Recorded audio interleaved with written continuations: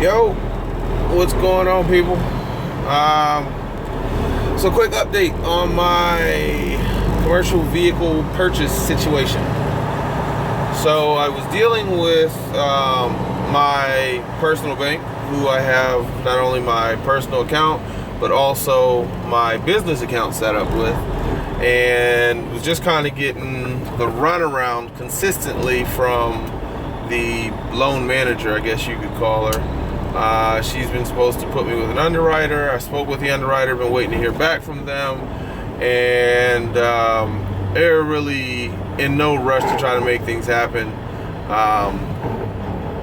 I really can't tell you why that is or why they're dragging their feet on it, but I've started looking for financing elsewhere with the thought process that if it does come through with this bank, I'm not going to put the name out there, but if it does come through with this bank, then great. You know, I can stop the process from any other side. If it doesn't and something else comes through on the other end, I can move on that and make it happen. But they didn't or haven't gotten back to me, and it's been a long and drug out process, a few weeks at this point, and I'm just not happy about it. So while I like the bank for everything else I've done with them, my personal vehicle loan. All right, so update. Just as I was making or starting this video explaining to you guys some of the headaches I've been dealing with, my phone rings, and miraculously it is this particular bank that I was telling you was just dragging their feet, wasn't getting back to me, wasn't moving forward on this process, and I was contemplating walking away from. So they called me and we started doing whatever we needed to do on the phone, and we're still in the underwriting process, kind of somewhat of a negotiation process, if there's any real negotiating. I mean, there is. I guess you could try to get a lower interest rate, longer terms on the loan, things like that. But yeah, it's it really is funny to me that as soon as I've moved on or made my mind up that I was going to move on, because that's pretty much what I had done, I went and started searching, seeking out other forms of financing with other companies, other, banks, everything. I mean, I at that point had reopened my whole bag of tricks, I guess you could say, to try to find financing, because I just said these people obviously just don't want my business, because they're not being, I don't want to say proactive, but they're not actively trying to retain my business by getting back to me in a timely manner and making sure that they're responding to my requests and so on and so forth. So long story short, I'm gonna now wait it out. They told me within the week I'll have my final answer as to the amount they're able to provide me with and the approval and all the rest of this. They said they don't believe it's going to be any more hang-ups, hiccups, or issues. But we'll see. I mean, nothing's guaranteed. Again, trucking industry is Murphy's Law, so we will prepare ourselves for everything, good, bad, and otherwise, and be ready to move forward.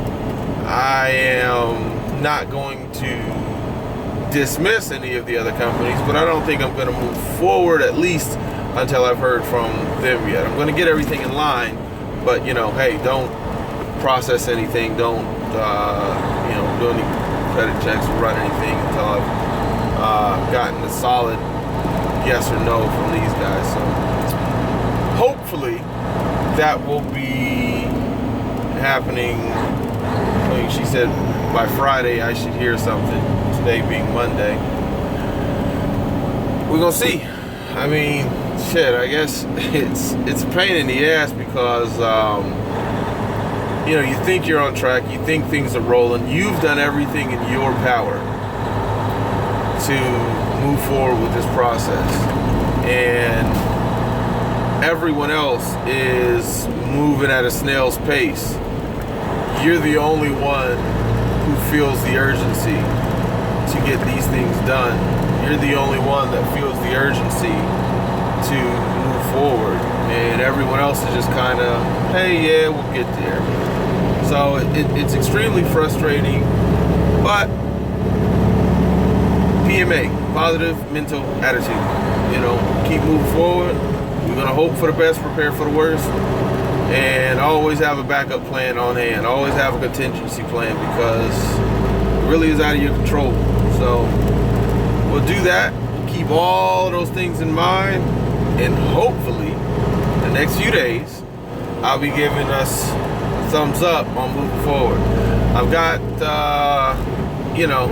keeping a couple trucks on hand that I'm interested in. Don't listen to the dealers. Don't, when they're telling you, oh, well, these trucks, it's a hot truck, and da-da-da-da, you need to give us a few $100s down as a deposit. It's a refundable deposit. It very well may be a refundable deposit. Don't tie up your money. I mean, unless you just are hell-bent and have your heart set on this one particular truck, do not give a deposit on a truck, because it's just not worth it. You can, and I know I say this because it's what I've been dealing with. I haven't given any deposits on any vehicles.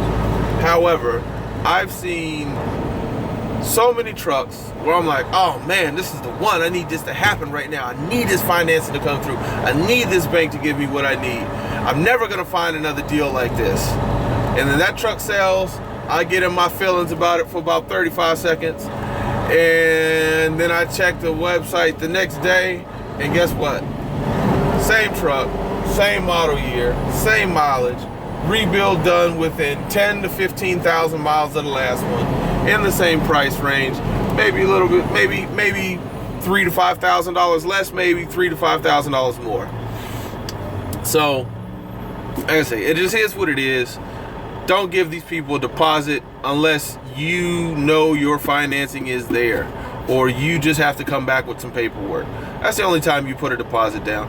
Don't listen to these guys that tell you, oh, you got to give us a couple $100 deposit and we'll hold that truck for you. We'll make sure nobody sells it. There'll be another one.